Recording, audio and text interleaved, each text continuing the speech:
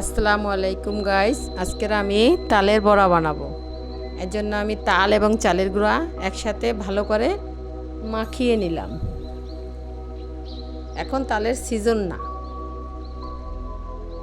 আমার এই তালগুলো ফ্রিজে ছিল, গত বছর রেখে দিলাম, তাই দিয়ে আজকের আমি তালের বড়া বানাবো। মাখানো শেষ, এবার আমি এগুলো তেলে ভাজবো।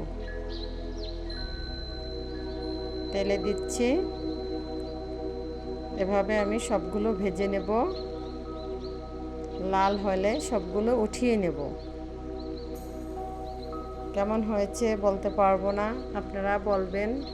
আমি যথেষ্ট চেষ্টা করেছি, এবার না হলেও আগামীতে ভালো হবে আশা করি। সবাই ভালো থাকবেন, এভাবে তালের বড়া বানিয়ে বাচ্চাদের খাওয়াবেন।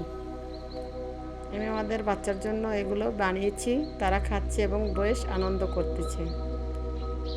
ফাইনাল লুকটা খুব ভালোই হয়েছে আশা করি। সবাই ভালো থাকবেন, আল্লাহ হাফেজ।